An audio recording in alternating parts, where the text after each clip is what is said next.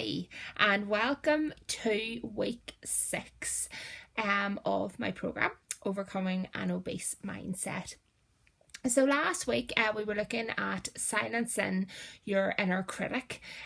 So hopefully you had a great week, put some work into that, started to have a look at the kind of things that your inner critic is saying to you, and sort of having to starting to have a think about how to silence that voice as well.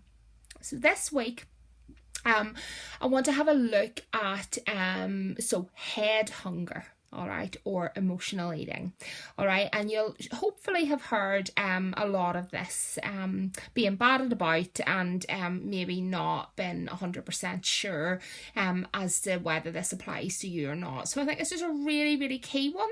It might not. However, I think let's really commit to understanding this and to doing the activity before you rule this out as something as being an issue for you. All right, so what is head hunger? Well, head hunger is the difference between actual physical hunger and a hunger that's not actually physical. I'm going to talk a bit more about the differences between the two, all right? But it's really important to recognise the difference between both. Now, I think the most important thing for me to say is I think we all envisage or perhaps there's a perception of emotional eating that it involves, crying and sitting, really firing a lot of food into your mouth and, being really upset and boxes of tissues and, oh, I just must eat or I'll cry. And that's not what emotional eating is. It's a version of it, a very real version of it for a lot of us. But there are other behaviours that fall under that emotional eating bracket, all right? And it can be something as simple as boredom or elation, all right?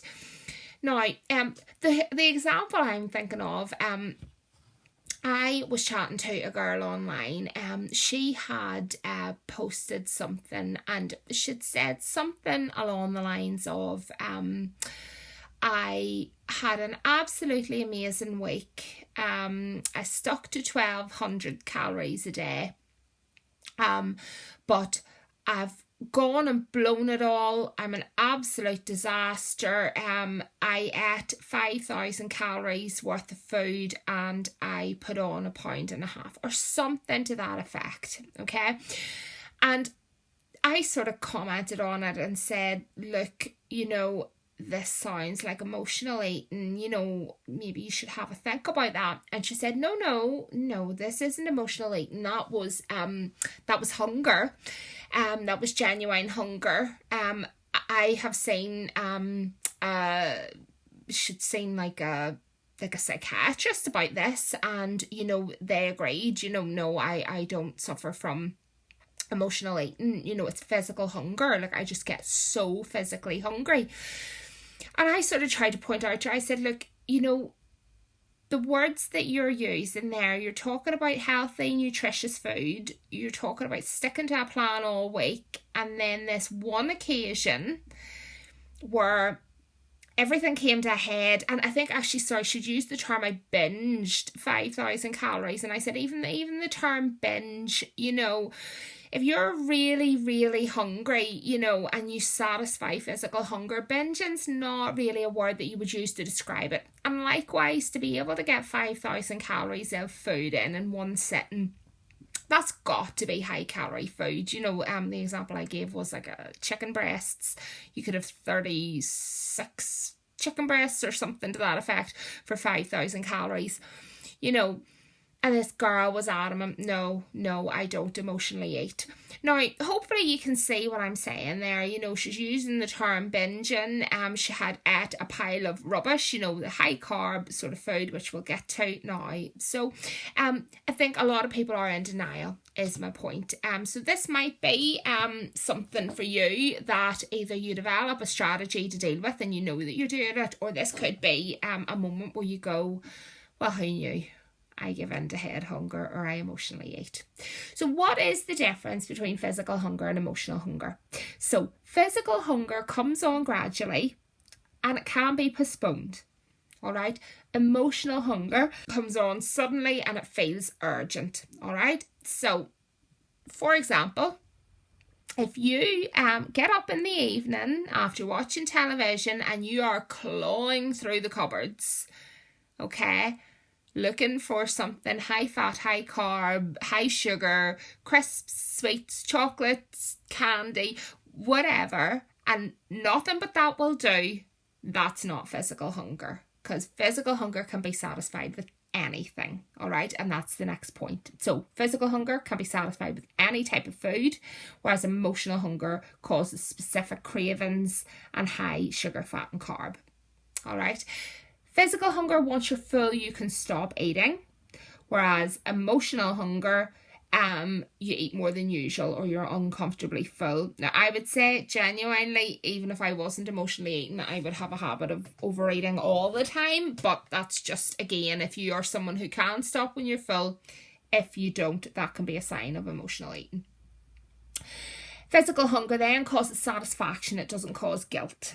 All right. When you eat, you feel happy. There's no issues. Whereas emotional hunger can leave you feeling guilty or angry at yourself. So that's just some sort of wee cues there.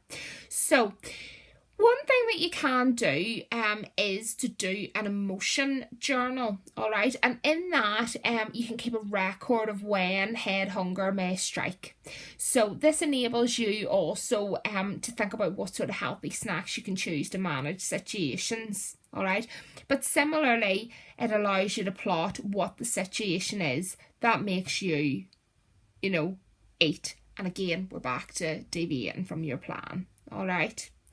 And again, so it's about, sort of trying to find what the situation is. Can we avoid it, or can we come up with a plan B? So activity for this week then. Before you eat, and again, if this comes up, likely will be in the evening or at the point where you're not at work or you're having downtime, okay? Ask yourself these questions. So, am I hungry? Physically hungry? When did I last eat? Am I thirsty? Do you just need water?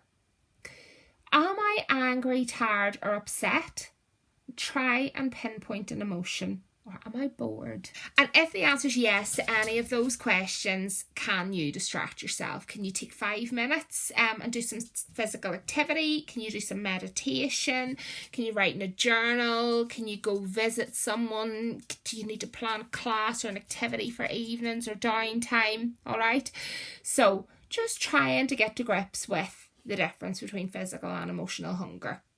And our quickfire question for this week is, do I want to eat this to satisfy genuine physical hunger? All right. Now, if that's a yes, I would look at your planning again. All right. So if you do this and you determine, no, do you know what? This is physical hunger that I am feeling. It's not emotional hunger. And you're very, very confident about that. And there's something outside of your plan. All right. Have a look at your plan and do it differently. Plan your snacks differently. Plan for it is the bottom line. Have an amazing week.